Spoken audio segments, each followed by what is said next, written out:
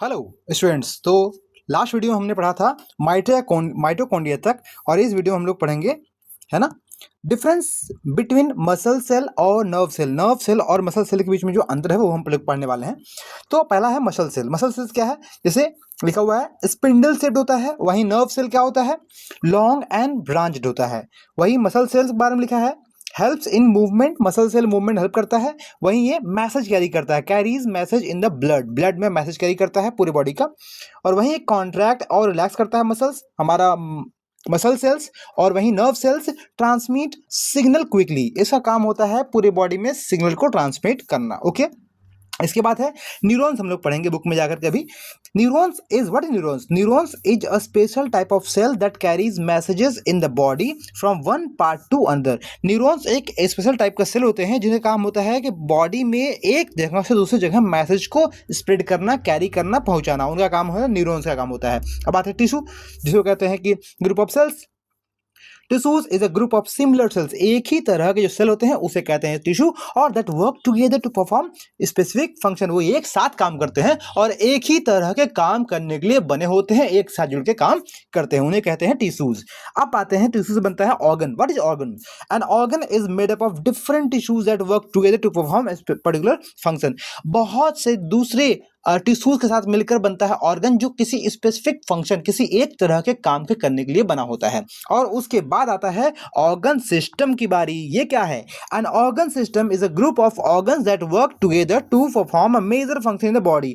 और फिर ये जैसे टिश्यू से बना ऑर्गन, ऑर्गन से बना organ system. Organ system group of organs होता है जो एक साथ मिलकर काम करता है किसी बड़े काम को अंजाम देने के लिए। जैसे हमारे बॉडी में है ना, digestive system, respiratory system, circulatory system, ये इसमें कई ऑर्गन्स एक साथ मिलके पूरी बॉडी के लिए काम कर रहे होते हैं। ये हमारा हो गया ऑर्गन सिस्टम। और इस ऑर्गन में क्या हो गया? हमारे लीवर अकेले एक ऑर्गन है।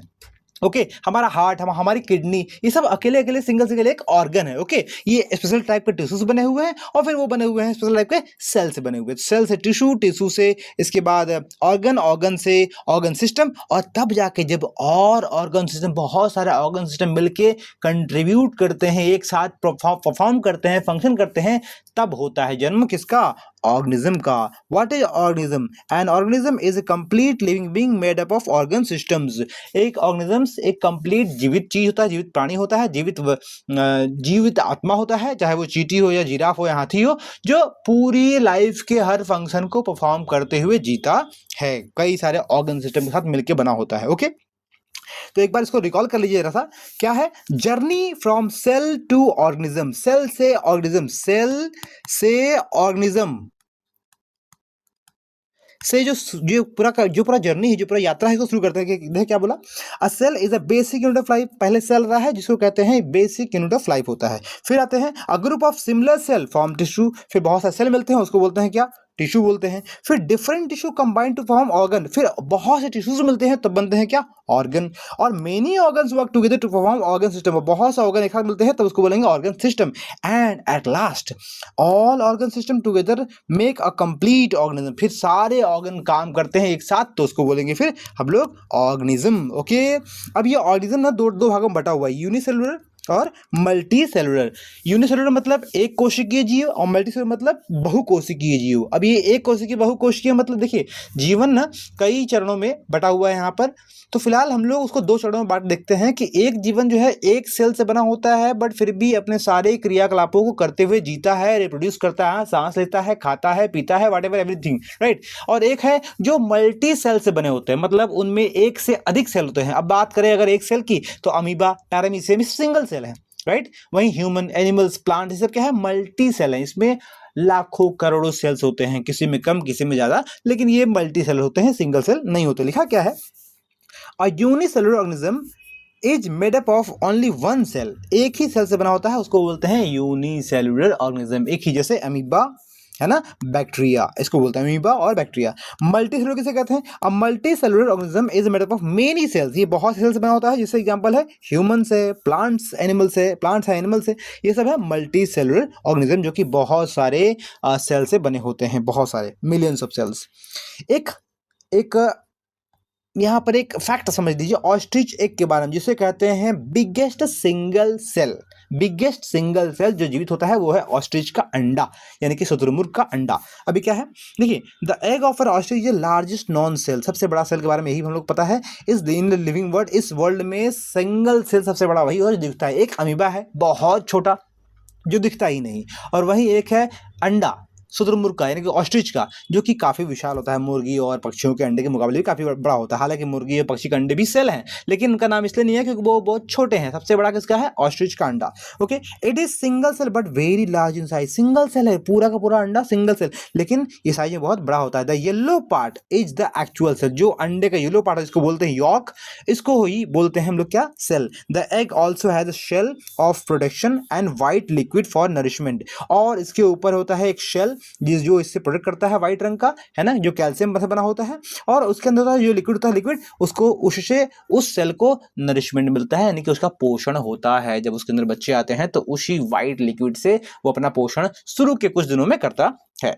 This cell can grow and develop into complete organism, और फिर यही सेल ग्रो करके और कंप्लीट एक पूरा का पूरा ऑस्ट्रिच में छोटा सा बच्चा बनके अंडे से जब बाहर आता है तो पूरी तरह से एक ऑस्ट्रिच का छोटा बच्चा पूरी तरह से हर फंक्शन, हर क्रियाकलाप को करने में सक्षम होता है।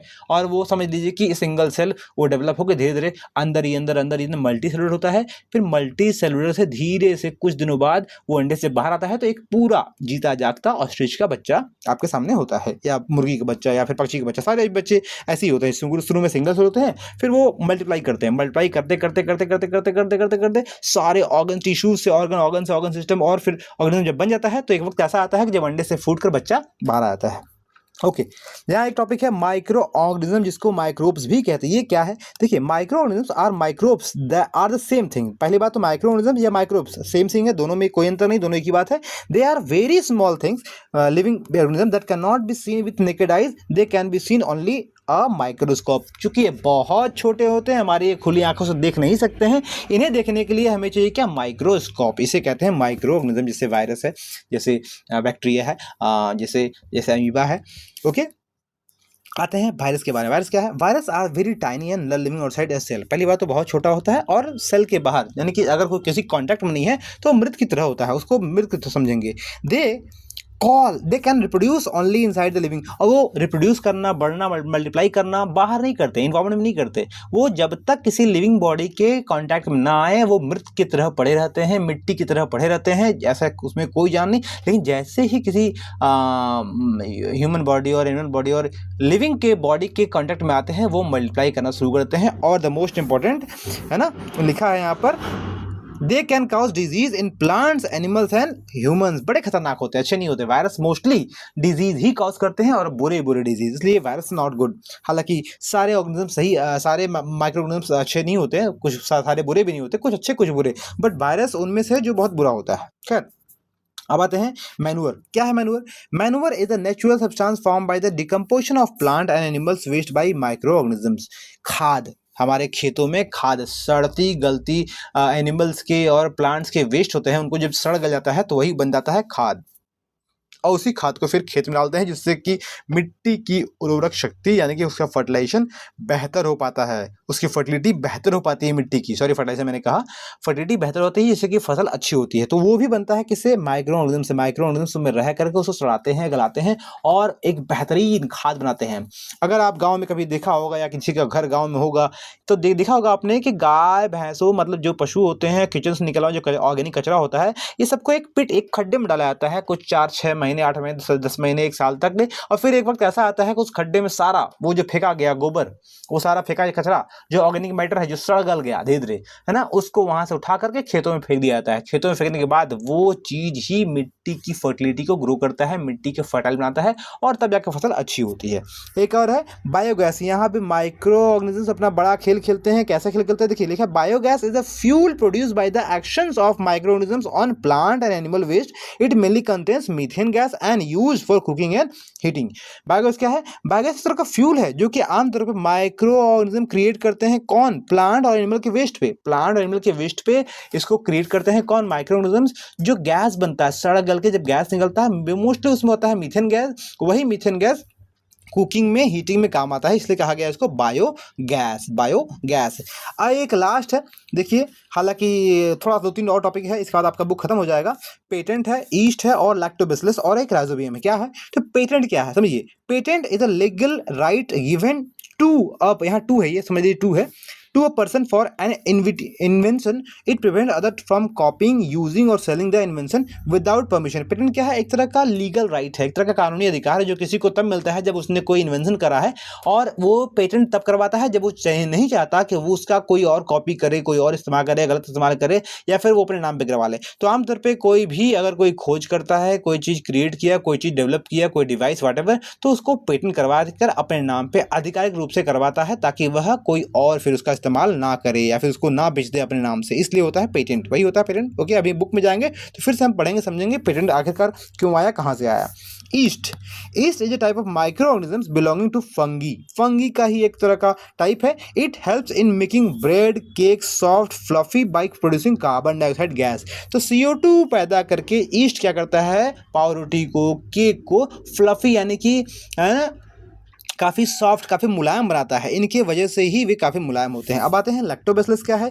दही में पाया जाने वाला bacteria. It is a type of bacteria. It help in the converting milk into curd by producing lactic acid. Lactic acid produce करके ये मिल्क को कन्वर्ट करते हैं किसमें?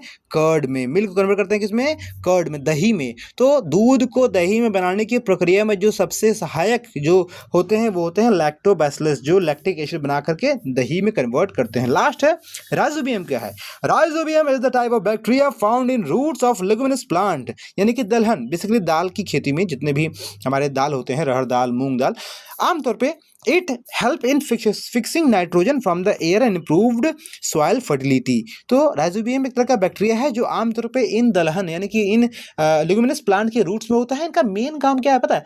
एयर से नाइट्रोजन को लेकर के और उसको प्लांट्स के लिए प्रोड्यूस करना, प्लांट्स के लिए अवेलेबल कराना, ताकि प्लांट्स उस नाइट्रोजन को ले सके। देखिए, एयर में मौजूद नाइट्रोजन का एग्जैक्ट सही उसका उसी रूप में प्लांट्स एब्जॉर्ब नहीं कर पाता है, तो उसको वो कन्वर्ट करता है कंपाउंड में नाइट्रोजन को, ताकि वह उस फॉर्म में ले सके, उस फॉर्म में कन्वर्ट करता है हमारा राइजोबियम, जिस फॉर्म में प्लांट ले सके। तो ऐसे क्या होता है कि मिट्टी की फर्टिलिटी बढ़ती है, मिट्टी में जैसे वो मौजूद राइजोबियम नाइट्रोजन को कन्वर्ट करता है, तो प्लांट से लेकर के अपने लिए पौष्टिक आहार पाता है। तो ये काम है राइजोबियम का, जो कि दलहन की खेती में होता है। आमतौर पे वो ऐसे हो करके, मतलब उस मिट्टी में होकर, जड़ों में हो करके नाइट्रोजन की प्रचुरता बढ़ाते हैं। और जब कभी ऐसा ना हो तो आमतौर पे किसान यूरिया डालते हैं, जो कि एक फर्टिलाइजर है। आमतौर पे उसको डाला जाता है ताकि नाइट्रोजन और उसका फर्टिलिटी बना रहे। जब अगर खाद ना हो, मैन्योर मतलब कि खाद ना हो या फिर नाइट्रोजन की कमी पड़ रही हो, तब आमतौर पे फर्टिलाइजर का यूज़ किया जाता है ताकि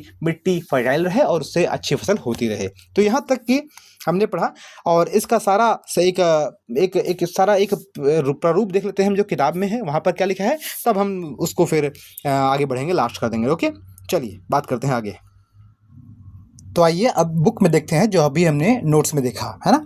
variations in shape and structure of cells, जैसे इसमें मसल सेल दिखाया गया है और नर्व सेल दिखाया गया है, इनके स्ट्रक्चर में, इनके बनावट में जो अंतर है। यहाँ एक सवाल भी किया गया है कि जिनके जो बनावट है, इनके जो आकार विकार में जो अंतर है, क्या उसका कोई उसके फंक्शन से कोई कनेक्शन है? क्या उनके फंक्शन के कारण ही उनके आकार इस तरह हैं? तो हाँ हैं, वही आगे पढ़ने वाले हैं। देखिए लिखा है कि the unique shape, size and structure of cells help them to carry out specific function. उनके अलग अलग शेप, साइज, अलग अलग फंक्शंस को करने में मदद करते हैं। तो because of their function they have different shape and size, but how do these cells help in performing various function in the body? कैसे कर सकते हैं? अभी एक्टिविटी किताब के ऊपर काफी दिखाया गया होगा, एक्टिविटी 2.3 में, जहां पर inner cheek cell are thin flat, they form protective lining on the inner surface of the cheek. Nerve cell also known as neurons carry message. जहां पर बात करते हैं अगर हमारे गालों के सेल का, जो बिल्कुल क्या होता है, हमारे इनर लाइनिंग को प्रोटेक्ट करता है, जो कैसा होता है, बिल्कुल फ्लैट होता है, बिल्कुल फ्लैट होता है ना, फ्लैट होता है, बिल्कुल थिन और फ्लैट। वहीं न्यूरॉन्स क्या होता है, वहीं न्यूरॉन्स ना हमारे मैसेज कैरी करता है हमारी पूरी बॉडी में। वही लिखा है the elongated shape and branch structure help them to reach different part of the body and pass on messages quickly similarly, plant cell also show the variation in plant too. Cells may be rectangular, elongated, oval, or even tube-like. Some plant cells form long tube help and carry water throughout the plant. Okay, तो neurons के बिल्कुल जो लंबे लंबे structure होते हैं उनका basic काम होता है कि मैसेज को ट्रांसफर करना, एक जगह से दूसरी जगह तक सिग्नल को पहुंचाना। तो उनके काम के अनुसार उनका स्ट्रक्चर काफ़ी हेल्पफुल होता है, इसलिए भी उनका स्ट्रक्चर उनके काम के मुताबिक बना रहता है। सेम ऐसे दिखाया गया यहाँ प्लांट सेल में, है ना। प्लांट सेल कैसे होते हैं? एलंगेटेड होते हैं, ओवल होते हैं, इवन होते हैं और ट्यूब लाइक स्ट्रक्चर होते हैं, क्योंकि उनमें से कईयों को जाइलम फ्लोएम जिसको बोलते हैं और वो उनके नर्व्स होते हैं, उनको कईयों को पानी पहुंचाना होता है, पानी को ट्रांसपोर्ट करना होता है और भी दूसरे मटेरियल को ट्रांसपोर्ट करना होता है। Okay, you have already studied the digestive system in grade 7। आपने डाइजेस्टिव सिस्टम पढ़ा हुआ क्लास 7 में, जिसमें बताया गया था different part of digestive system जैसे made up of different type of cells. जैसे क्या? Muscle cell are present in the food pipe, these cells contract and relax. हमारे फूड पाइप जिसको बोलते हैं ओसिफेगस, हमारे ये कॉन्ट्रैक्ट होता है, रिलैक्स करता है, मतलब सिकुड़ता है, फैलता है। और इसी यहाँ पर जो सेल बने होते हैं उन सेल का बेसिक फंक्शन यही होता है कि वो सिकुड़कर फैलकर खाना जो हम लोग खाते हैं उसको पेट में नीचे की ओर धकेल सके, वेव लाइक मैनर बनाता है, pushing the food down to the stomach, है ना, हमारे स्टोमक में भेजता है। This movement is possible because muscle cell are thin, flexible और स्पिंडल शेप। ये मूवमेंट इसलिए पॉसिबल हो पाता है क्योंकि वहाँ का मसल्स ही इस प्रकार से बना हुआ है और उनका फंक्शन इस प्रकार से है, तो वो ऑलवेज सिंक में चलते हैं और उनके फंक्शन और उनका बनावट ऐसा है कि वो लोग काफ़ी एक दूसरे को हेल्प करते हैं। द स्टमक ऑल्सो है डिफरेंट टाइप ऑफ सेल। हमारे स्टमक का भी सेल अलग होता है क्योंकि स्टमक का और हमारे ओसिफेगस का दोनों का फंक्शन भी अलग होता है। Cell perform different function. Muscle cell in the stomach wall help churn the food, है ना, फूड को मथने का काम करते हैं, तो वहाँ के सेल डिफरेंट टाइप के बने होते हैं। Other cell in the inner lining of the stomach produce digestive juice and acid that help break down the food. All these cell work together to make digestion possible. और भी वहाँ दूसरे cell हैं जिसका काम होता है एसिड पैदा करना, डाइजेस्टिव जूस पैदा करना, जिससे खाना को पचाया जा सके। तो कुल मिला के अगर हम देखा जाए तो अलग अलग फंक्शन के मुताबिक सेल का स्ट्रक्चर, सेल का शेप और साइज भी अलग अलग होता है। यहाँ एक दिखाया गया, देखिए वो ये लोग पढ़ने वाले हैं किस प्रकार से सेल से बना है टिश्यू, टिश्यू से बना है ऑर्गन से बना है ऑर्गन सिस्टम और ऑर्गन सिस्टम बना है ऑर्गेनिज्म, है ना। The body of living organism is organized in complex way. Cell is basic unit of life just like a brick in a basic unit of life। जैसे cell बिल्कुल basic unit बना होता है हमारे बॉडी का, ठीक उसी प्रकार जिस प्रकार से घर बने होते हैं ईंटों से, हमारी बॉडी बनी हुई है सेल से। तो सेल से बनता है टिश्यू, टिश्यू से बनता है ऑर्गन से बनता है ऑर्गन सिस्टम और ऑर्गन सिस्टम बनता है ऑर्गेनिज्म। यही दिखाया गया, सेल फ्रॉम टिश्यू, टिश्यू से ऑर्गन से ऑर्गन सिस्टम और लास्ट में ऑर्गेनिज्म जो हम और आप हैं। Okay, these level of organization help us understand how simple building blocks like cell come together to perform complex living being। तो बना हुआ है, हम लोग सेल से बने ही हुए हैं, है ना, हम लोग बने हुए तो सेल से, लेकिन सेल से टिश्यू, टिश्यू से ऑर्गन, ये कम्प्लेक्स सिस्टम एक साथ मिलकर काम करते हैं, तभी जाकर के हम आप जैसे ऑर्गेनिज्म या फिर चींटी या फिर हाथी, छोटे से छोटे बड़ा सा बड़ा, ये सब काम करते हैं। सिंगल सेल में ये है कि वो सिंगल सेल होता है, सिंगल सेल एकमात्र सेल ही सारे फंक्शन को कर डालता है। और मल्टी सेलुलर यानी कि हम और आप, हमारे बॉडी के अंदर मल्टीपल फंक्शंस होते हैं, मल्टीपल ऑर्गन्स होते हैं, मल्टीपल उनको काम करने के लिए tissues and cell, multiple millions of cell एक साथ मिलके काम करते हैं, तब जाके टिश्यू बनाते हैं, टिश्यू से ऑर्गन बनता है, ऑर्गन से ऑर्गन सिस्टम एंड तब जाके ऑर्गेनिज्म बनता है हमारे बॉडी। तो आपके बॉडी के अंदर बहुत सारे फंक्शन चल रहे होते हैं जो सारी जिम्मेदारी निभाते हैं सेल्स। एक्चुअली सेलुलर लेवल पर देखा जाए तो हमारे बॉडी में मिलियंस ऑफ सेल एक साथ वर्क कर रहे हैं every day, every time they die, every time they take birth and just going on। Okay, अब बात करते हैं आगे। यह एक फैक्ट दिया हुआ है जानकारी ऑस्ट्रिच के एग के बारे में। क्या दिया है? द यॉक यानी कि yellow part of the egg of an ostrich egg is a single cell, है ना। ऑस्ट्रिच का अंडा सबसे बड़ा सिंगल सेल होता है, हालांकि मुर्गी की या पक्षी के बोल सकते हैं, लेकिन बस यहाँ बोला गया है ऑस्ट्रिच का क्योंकि बाकी सभी पक्षियों में सबसे बड़ा अंडा होता है ऑस्ट्रिच का, वो होता है सिंगल सेल। और वही बाद में कुछ ही दिनों में कन्वर्ट होता है, मल्टीप्लाई होता है डिफरेंट सेल्स में, मिलियंस ऑफ सेल्स में, और एक ऑस्ट्रिच का बच्चा बन के बाहर आता है। खैर यहाँ लिखा हुआ है the largest cell known is the living organism. ये करीबन 130 से 170 का डायमीटर का होता है। 10 egg contain extra non cellular material a shell for protection and white liquid that nourishes the cell during the continued or development। और यहाँ पर जो ये लिक्विड होता है बाहर में, ये लिक्विड ना उस बच्चे को बढ़ते वक्त जो नरिशमेंट चाहिए होता है, जो पोषक तत्व चाहिए होता है, उस पोषक तत्व से भरा पड़ा होता है, ये उससे उसको मिलता है। बात बाकी ये पीली जर्दी देख रहे हैं, इस पीली वाले को बोलते हैं हम लोग cell. Okay, what is micro organism, है ना, सूक्ष्म जीव क्या है जिनको माइक्रोब्स ही बोलते हैं। देखिए, some living organism are made up of just one or very few cells. कुछ ऑर्गेनिज्म बने होते हैं या फिर एक या फिर बहुत सेल से, है ना। They are so small they can not be seen with a naked eyes, है ना। तो सम लिखा हुआ है some organism are made up of just one or very few cells, या तो कुछ ही सेल्स, या तो एक तो या फिर एक या फिर कुछ अधिक सेल से बने होते हैं। और इन्हीं इतने छोटे होते हैं कि इनको देखने के लिए हमको चाहिए माइक्रोस्कोप चाहिए। ऐसे हमारी नंगी आंखों से देख नहीं सकते हैं। एग्जाम्पल में अमीबा पकड़ लीजिए, है ना, बैक्टीरिया है, ये सब यूनिसेलुलर हो गए। अदर सम फंगी है, अलगी है, ये सब मल्टी सेलुलर है, लेकिन इनके सेल के नंबर्स ज़्यादा नहीं होते, बहुत कम ही होते हैं। They are found all around us, वो हमारे चारों ओर फैले हैं, चारों ओर बिखरे हैं। हम इनको अपने आसपास देख सकते हैं, वाटर में, सॉइल में, एयर में, इवन हमारे बॉडी के अंदर भी माइक्रो ऑर्गेनिज्म पनपते हैं, रहते हैं। Okay, but what do the cells look, तो ये कैसे दिखते हैं। Are they like the plant and animal cell we just learn about, और आर दे डिफरेंट, तो ये सेल्स कैसे होते हैं प्लांट एनिमल से, जब हमने पढ़ा प्लांट एनिमल सेल की तरह होते हैं फिर अलग होते हैं। To observe a cell of microorganism again we need to use microscope which magnifies the their size. तो हमको चाहिए क्या, माइक्रोस्कोप चाहिए, ताकि हम इनको मैग्नीफाई कर पाएँ, मतलब इनलार्ज कर पाएँ, और इसको फिर हम देख पाएँ कि ये कैसे बना हुआ है, किन चीज़ों से बना हुआ है। ओके, तो ये सारी बातें इसमें लिखी हुई है। और यहाँ पर एक वर्ड है फोल्ड स्कोप, है ना, fold scope, FOLDSCOP, fold scope यहाँ दिया हुआ है ना। फोल्ड स्कोप वो माइक्रोस्कोप है जो साइंटिस्ट द्वारा बनाया गया है, जिसको आम लोगों तक बड़े आराम से पहुंचाया जा सकता है। जहाँ पर लिखा हो फोल्ड स्कोप, इतना पावरफुल तो नहीं होता है कि एक अच्छे से माइक्रोस्कोप को कंपेयर कर सके, बट मतलब काफ़ी हद तक वो आपको काफ़ी हद तक देखने में हेल्प कर सकता है। ये पोर्टेबल भी है, यहाँ से वहाँ तक बड़े आराम से ले जा सकता है, इसलिए इसका नाम पड़ गया है फोल्ड स्कोप, है ना। ओके, आगे है एक्टिविटी को अगर हम देख लें, यहाँ पर एक एक्टिविटी दिया हुआ है जहाँ पर माइक्रोब्स के बारे में सवाल से निकाल कर दिखाया गया है, बताया गया कैसे होते हैं। खैर पढ़ते हैं। अमीबा, पैरामीशियम, एल्गी, लिखा organism present in pond water, pond water में जो ऑर्गेनिज्म प्रेजेंट होते हैं। अमीबा है, पैरामीशियम है, एल्गी है, ये भी सिंगल सेल, ये भी सिंगल सेल, और ये भी सिंगल सेल, है ना। Looks green because of the presence of green pigment, इसमें ग्रीन पिगमेंट होते हैं इसलिए ग्रीन दिखता है। और सबसे बड़ी बात, ये अपना खाना स्वयं बनाते हैं फोटोसिंथेसिस के जरिए।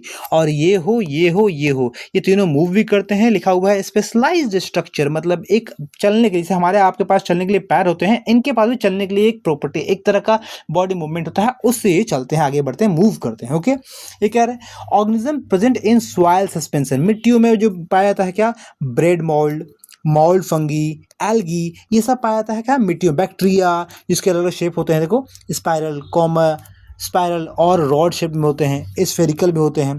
Okay, Did you observe any of these microorganisms or something different? Record in your notebook and discuss in class. तो अगर आप इसमें कुछ अंतर पा रहे हैं तो आप अपने क्लास में डिस्कस कर सकते हैं। ओके, आते हैं एक बहुत जरूरी फैक्ट के बारे में। वायरस क्या होता है? वायरस, देखो viruses are microscopic and acellular. Microscopic मतलब बहुत छोटे होते हैं, और acellular single cell. Viruses multiply when they enter living cell, जब तक बॉडी से बाहर है, किसी लिविंग बॉडी से बाहर, तब तक ये मृत की तरह होते हैं, निर्जीव की तरह होते हैं। लेकिन जैसे ही किसी लिविंग थिंग के बॉडी के अंदर आते हैं, they may infect plant, animals, bacterial cell, और मे बी डिकॉज डिजीज। तो ये जिंदा होते हैं, मल्टीप्लाई करते हैं, और ये किसी भी जीवित प्राणी को रोगी बना सकते हैं, रोगग्रस्त कर सकते हैं, ये बीमारी पैदा करते हैं। ये अच्छी बात नहीं होती बैक्टीरिया के बारे में, सॉरी वायरस के बारे में। Okay, how are we connected to microbes, हम लोग माइक्रोब से कैसे जुड़े हुए हैं। Can we find microorganism in other places too, let's have discuss. क्या हम लोग जुड़े हुए हैं?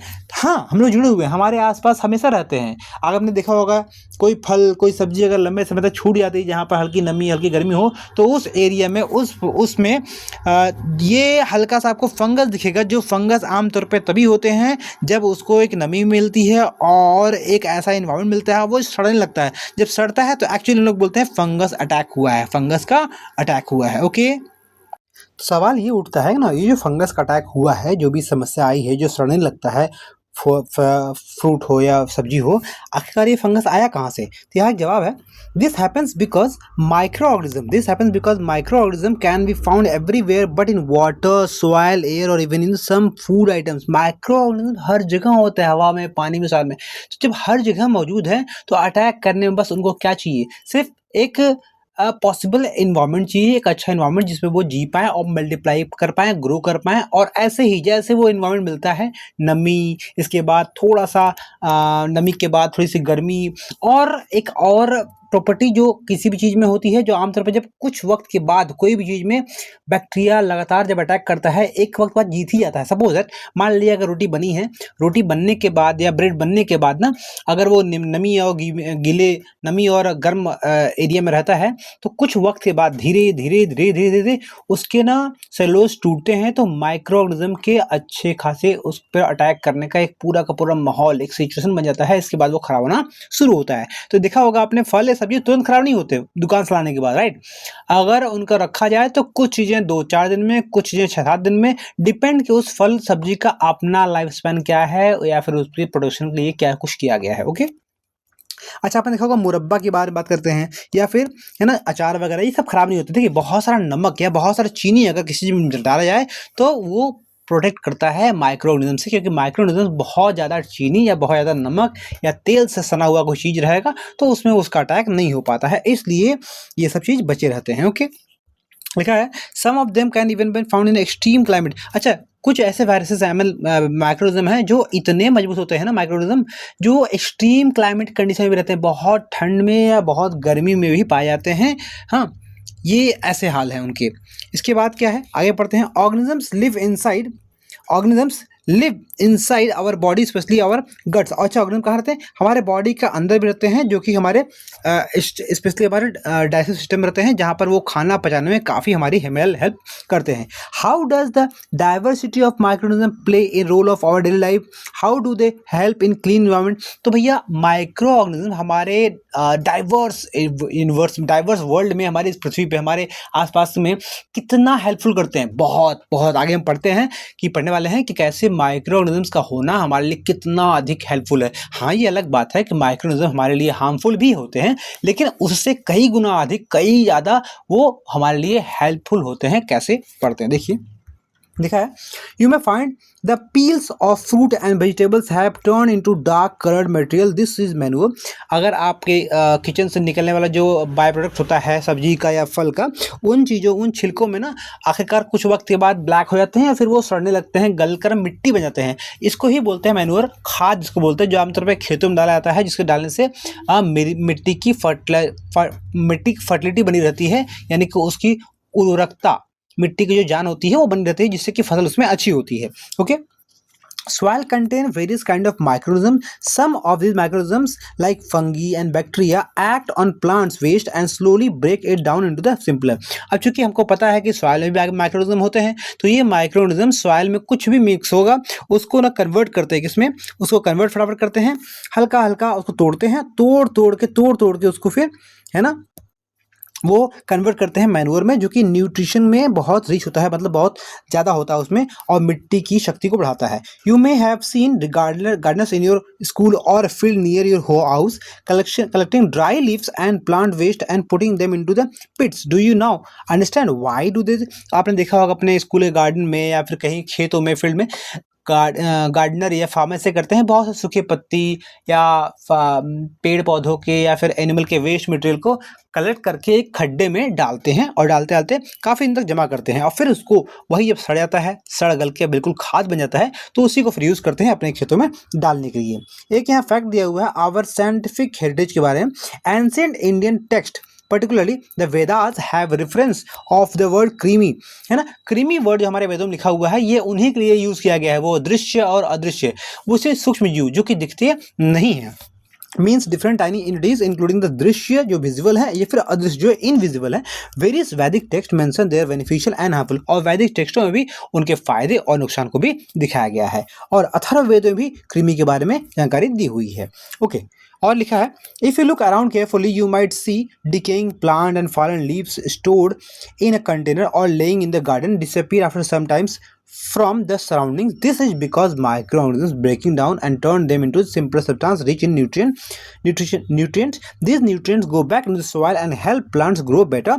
Microorganisms also decompose bodies of dead animals, so microbes help recycle the waste, return important nutrient to nature.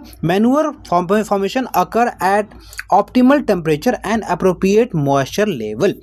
Okay, तो अपने आसपास देखा होगा बहुत से प्लांट्स की पत्तियां, एनिमल के वेस्ट, ये सब कुछ एक वक्त के बाद जो गिरे रहते हैं गार्डन में, खेतों में, जंगलों में, वो सब कुछ एक वक्त के बाद खत्म हो जाता है। कहाँ जाते हैं, कहाँ है वो लोग? उन पर अटैक होता है माइक्रो ऑर्गेनिज्म का। वो उन पर अटैक करके उनको तोड़ते हैं, सड़ाते हैं, गलाते हैं और बिल्कुल सिंपल सब्सटेंस में, न्यूट्रिशन में तोड़ते हैं, जो कि मिट्टी में जाके मिक्स होता है और फिर नए उगने वाले पौधों को, पेड़ों को वो सहारा बनते हैं, सपोर्ट बनते हैं, उनके लिए फर्टाइलिटी मिट्टी की बढ़ाकर उनको उगने में काफी हेल्प करते हैं, है ना। ये होता है उनका। और यहाँ एक बात लिखी हुई है manure formation occur at optimal temperature. एक मिनिमम टेम्परेचर उनको चाहिए होता है और जो कि उनको मिल ही जाता है। और हाँ, नमी बिना नमी के माइक्रोऑर्गेनिज्म ग्रो नहीं करते हैं, इसलिए उनको नमी भी बहुत जरूरी होती है, तभी जाकर वो मल्टीप्लाई बहुत तेजी से होते हैं। By now you must have understood that bacteria and some fungi are types of microorganism that play an important role in our lives. अभी तक आप समझ चुके होंगे कि बैक्टीरिया हो या फंगी हो, ऐसे कई माइक्रोऑर्गेनिज्म होते हैं जो हमारे डेली लाइफ में बहुत बड़ा अहम किरदार निभा रहे होते हैं। अच्छा, we can also infer the microorganism not only help in plant growth but also clean our environment. सिर्फ प्लांट का ग्रो ही नहीं कर रहे, बल्कि हमारे एनवायरमेंट को क्लीन रखने में भी उनका बड़ा योगदान रहता है। वो हैं, तभी हर कुछ सड़ गल के एक दिन मिट्टी बन जानी है। और नहीं, अगर वो नहीं होते तो आज कई छोटे मोटे जानवर जब मर जाते हैं या पत्ती, पेड़ सब जब गिर जाते हैं तो सड़ते नहीं, वो पड़े रहते और शायद उसमें से स्मेल आती रहती है या फिर वो पड़े रहते हैं ऐसे ही।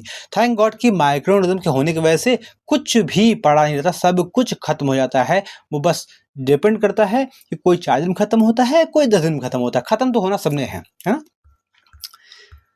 एक है बायोगैस। What is biogas? देखिए, microbes as a source of biogas. देखिए, many microorganisms like bacteria and fungi live in oxygen free environment.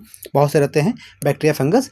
Some of these bacteria have ability to decompose plant animals. और कुछ bacteria के पास ना plant या animal waste को decompose करके उसमें से गैस निकालने की प्रवृत्ति होती है, जिसमें से एक बहुत इंपॉर्टेंट गैस होता है मीथेन, जो हमारे इलेक्ट्रिसिटी जनरेशन में, हीटिंग में, कुकिंग में भी काम आता है। उसी को बोला गया है बायोगैस। क्या बोला गया है? बायोगैस। ओके, इनके बारे में जानते हैं। डॉक्टर आनंद मोहन चक्रवर्ती क्या है, 1938 से 2020 तक was a scientist who studied bacteria. इन्होंने बैक्टीरिया के बारे में काफी पढ़ाई करी। इन 1971 he discovered the special bacterium that could break down oil spills helping to clean environment। इन्होंने 1971 में ऐसे बैक्टीरिया खोज किया जो ऑयल को भी तोड़ करके, बिल्कुल सड़ा करके हमारे मिट्टी में मिलाने की शक्ति रखता था, यानी कि काबिलियत रखता था। और इन्होंने हिज डिस्कवरी रिसीव्ड पेटेंट इन 1980 और 1980 में उनकी डिस्कवरी को पेटेंट मिला। पेटेंट, अब यहाँ पेटेंट क्या है? पेटेंट है ना, पेटेंट क्या होता समझिए। Patent is a copyright given to a person so that no one else one can copy. Patent क्या है? कॉपीराइट होता है जो ऐसा तब क्या था जब कोई इन्वेंशन होता है, जब कोई डिस्कवरी किया था, तो ताकि कोई और उसके अपना नाम ना ले ले या कोई उसे कॉपी ना कर पाए, इसलिए पेटेंट करवाया था। एक तरह का रजिस्ट्रेशन होता है, वो पेटेंट करवा के उस चीज को अपने नाम से रजिस्टर्ड करवा लिया जाता है ताकि उसका इस्तेमाल कोई और अपने नाम से ना करे। Okay, his work showed how microorganism could be used to solve environmental problem like pollution। और इन्होंने ये भी दिखाया कि माइक्रोऑर्गेनिज्म का यूज करके या फिर उनके होने से किस हद तक ले हमारा एनवायरनमेंट क्लीन रहता है या फिर रह सकता है। आते हैं माइक्रोऑर्गेनिज्म्स एंड फूड, है ना। देखिए, एक है ईस्ट सुना होगा आपने, बहुत पहले पढ़ाए, सुबह में ऊपर पढ़ाए थे हम। Yeast is a type of microorganism. It belongs to a group of microorganisms called fungi, है ना। ईस्ट क्या है? फंगी का ही ग्रुप है। Yeast grow well in warm condition. You may recall from chapter life process animals in grade 7 आप लोगों को याद किया होगा, तो वहां पर था जो ईस्ट ग्रो कहाँ करता है? वार्म कंडीशन में, वार्म हल्का गर्म कंडीशन में ग्रो करता है। और yeast also respires and break down the food to release energy for their growth. और ईस्ट क्या है? सांस लेता है और फूड को वो तोड़ता है अपनी एनर्जी बनाने के लिए, for their growth and carry out life process, और जीवन जीने के लिए वो ऐसा काम करता है। During this process carbon dioxide release, और ईस्ट के जब ग्रो करता है, ईस्ट मल्टीप्लाई करता है तो कौन सी गैस निकलती है, CO2, है ना। CO2 को निकलने से ही which forms bubbles that make the dough soft and fluffy. यही कारण है केक्स या पावरोटी है या केक्स है, ये फ्लफी होते हैं, फूल जाते हैं, क्योंकि CO2 गैस जब निकल रहा होता है तो वो फूलते हैं, फूल करके काफ़ी फ्लफी हो जाते हैं। Okay, east also produce a small amount of alcohol, यही नहीं वो अल्कोहल भी प्रोड्यूस करते हैं, जिस कारण ही उनका स्मेल भी हल्का चेंज हो जाता है। Okay, some bacteria like lactobacillus help in the fermentation of batter for making idli dosa। Idli dosa बनाने के लिए जिस बैक्टीरिया काम आता है उसका नाम है क्या, लैक्टोबैसिलस। इनके होने से ही उसका जो बैटर होता है, बैटर वो टूट के आता है और टूट करके इडली डोसा के लिए बहुत महत्वपूर्ण एक तरह का कंस्टिट्यूएंट्स बनाता है। ओके, अब आगे बढ़ते हैं।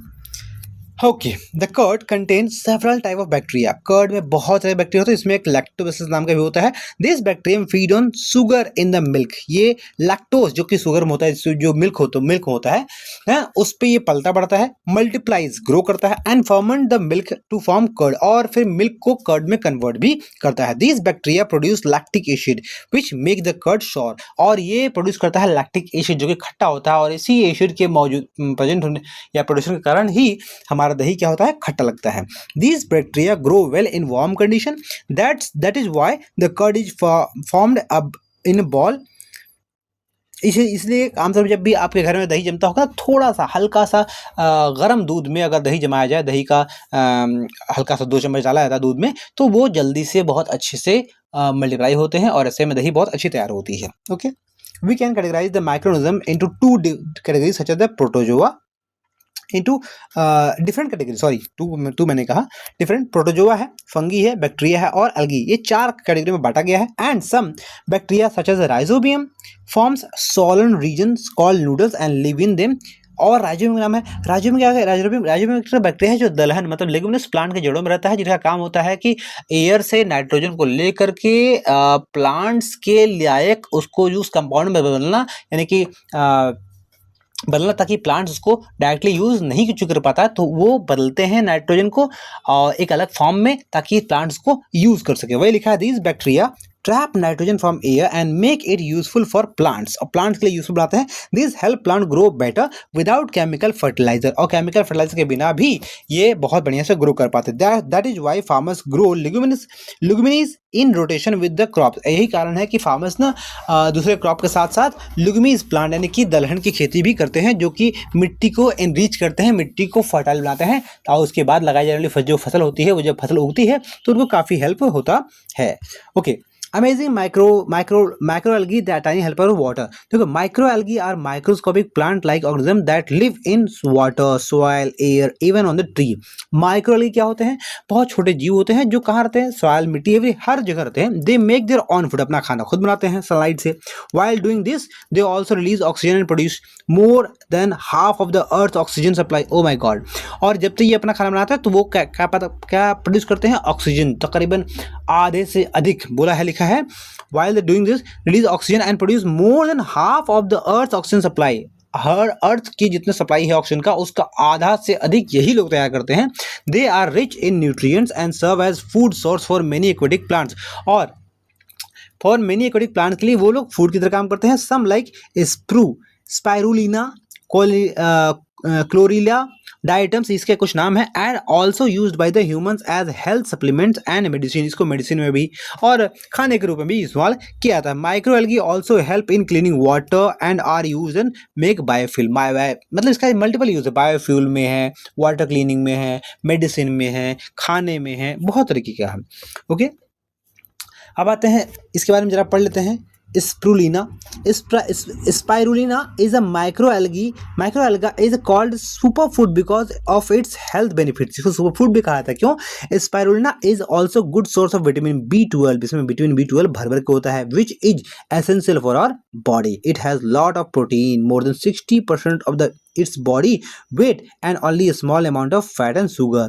बोला गया है it has lot of protein, इसमें काफ़ी हद तक प्रोटीन होता है, that more than 60% of its body wait, इसके बॉडी का 60% से अधिक प्रोटीन होता है and small amount of fat भी होता है और इसमें शुगर भी होता है। Now days farming of spirulina become the feasible livelihood opportunity, और आजकल बहुत से फार्मर इसको उगाते भी हैं और इससे अच्छी खासी कमाई भी कर लेते हैं। ओके, अब आते हैं why the cell considered to be a basic unit of life. Cell को बेसिक यूनिट ऑफ लाइफ क्यों कहते हैं? देखिए तो लिखा है the body of all living organisms are made up of tiny building block called cell. A single cell contain various component that help organism perform various function. The bodies of plants and animals are made up of many cells, therefore they are the called multicellular organism. In multicellular organism, cells carry out specialized function individually but also cooperate with each other to increase the chance of survival, है ना। तो क्या करते हैं ये लोग? देखिए लिखा है a single cell contain various component, एक सेल में बहुत से कंपोनेंट होते हैं। एक पूरा सिंगल सेल अपने आप में पूरे जीवन चक्र चलाने में काफ़ी सक्षम होता है। The bodies of plants and animals are, और हम सब के बॉडीज किससे बने होते हैं? सेल से बने होते हैं। इसलिए हम लोग को कहा गया है मल्टी सेलुलर, क्योंकि हम लोग एक नहीं बहुत से सेल से बने हैं, राइट। और some microorganism such as bacteria, protozoa made up of just one cell, और कुछ ऐसे होते हैं जो सिंगल सेल से बने होते हैं, उसको बोलते हैं क्या? Unicellular. Okay, unicellular. They carry out of all function necessary for survival in single cell. Other microbes like algae and fungi are made up of one or more cell, और कुछ ऐसे भी होते हैं एक से अधिक सेल से बने होते हैं। फॉर एग्जाम्पल ईस्ट जो एक से अधिक होता है is unicellular fungus, while mould is multicellular. Yeast जहां पर सिंगल है और माउल्ड वहीं पर मल्टीसेलुलर फंगस है। ओके ओके, अब आगे है like animals and plant cell, the cell of microorganisms are also surrounded by the cell membrane. हम एनिमल और प्लांट के आसपास के बात है जो हमारे माइक्रोऑर्गेनिज्म के सेल होते हैं वो किससे घिरे होते हैं? सेल मेम्ब्रेन से। Cells of fungi additionally have cell wall, और यही नहीं, जो सेल वॉल आमतौर पर होता है प्लांट में, जो सेल वॉल आमतौर पर होता है किसमें? प्लांट में, वही वाला होता है किसमें? लिखा हुआ है यहाँ पर, वही होता है आपके फंगी में, है ना। FUNGI, फंगी में भी होता है सेल वॉल और प्लांट में भी होता है cell wall. Cells of fungi additionally have cell wall but they do not have the chloroplast, लेकिन उनको क्लोरोप्लास्ट नहीं होता, so they can not make their own food. लेकिन प्लांट की तरह इसमें क्लोरोप्लास्ट नहीं होता own food through the photosynthesis. Bacteria do not have a well defined nucleus, जहाँ के बैक्टीरिया के पास अपना न्यूक्लियस नहीं होता, एंड न्यूक्लियर मेम्ब्रेन, और न्यूक्लियर मेम्ब्रेन भी होता है। Instead they have the nucleoid, हाँ लेकिन उनके पास न्यूक्लियाइड होता है। This feature distinguish them from cell of yeast, protozoa, algae, fungi, plant animal, और यही कुछ उसमें सिमिलैरिटीज और डिफरेंसेस पाए जाते हैं। Okay, we have only looked at few basic cell structure here. The cell has other component about which you will learn in higher classes. हालांकि हमने सेल के बारे में कुछ ही गिन चुन के ही उसके इंटरनल पार्ट्स के बारे में, फंक्शन के बारे में पढ़ा, और इसके बारे में डिटेल आप लोग पढ़ेंगे अपने हायर क्लासेस में। For observing subcellular component we need microscope with high magnification. An electron microscope magnifies the cell about 10 lakh times, where we can see more structures present in a cell। और एक cell को देखने के लिए हमको चाहिए electron microscope, जो किसी सेल को करीबन 10 लाख गुना बड़ा कर सकते हैं, तब जाके उसके इंटरनल, जिसको बोलते हैं सेल ऑर्गेनल्स, है ना, इंटरनल, और उसमें क्या क्या फंक्शन होते हैं और उसके क्या पार्ट्स होते हैं, उसको हम लोग देख सकते हैं, पढ़ सकते हैं। ओके, तो अभी तक हम लोग क्या जाने? अभी तक हम लोग जाने by now you must have understood that all living beings including microorganisms are made up of one or more cells। यानी कि हर जीवित प्राणी या फिर सिंगल सेल से या फिर मल्टी सेल से बना होता है। तो कुछ होते हैं यूनिसेलुलर और कुछ होते हैं multicellular. These cells differ in size, ये सेल्स साइज, शेप और स्ट्रक्चर में डिफरेंस करते हैं, कारण depend on function. Okay, plants and animal cell also have some differences, और प्लांट्स और एनिमल सेल के भी कुछ डिफरेंस होते हैं। सबसे बेसिक डिफरेंस तो ये होता है कि प्लांट सेल में सेल वॉल होता है और एनिमल सेल में सेल वॉल नहीं होता। Understanding these differences help us learn how these organisms function and differently. और इस अंतरों को जानकर, ये सारी बातें पढ़कर हम लोग ये जान पाए कि इन सेल्स में बहुत सारे अंतर होते हैं ड्यू टू देयर फंक्शन, और इनके फंक्शन जैसे होते हैं इनका शेप, साइज, स्ट्रक्चर उस हिसाब से बना होता है ताकि वो सपोर्ट कर सके। ओके, इन दिस चैप्टर, तो हमने इस चैप्टर में क्या पढ़े? In this chapter we have learned about the beneficial microorganisms, however there are some microbes that cause disease in plants, animals including humans. हालांकि माइक्रोऑर्गेनिजम्स अच्छे भी हैं और बुरे भी हैं, और जो बुरे हैं वो प्लांट्स या एनिमल्स या ह्यूमंस में सब में बीमारी भी पैदा करते हैं। We will learn about some of disease cause microbes in next chapter, और अगले चैप्टर हम लोग पढ़ेंगे कि ये माइक्रोब्स किस तरह के बीमारी को पैदा करते हैं, वो प्लांट्स में, एनिमल्स में, ह्यूमंस में, व्हाटएवर, है ना, सबकी। तो ये हाँ तो हो गया हमारा चैप्टर 1 खत्म, और इससे जुड़ा हुआ कीवर्ड्स को लिखवाया जा चुके हैं, बताया जा चुके हैं। अब यहाँ तक चैप्टर 1 खत्म हो गया। हम अगली वीडियो में आएंगे चैप्टर 2 पर। ओके।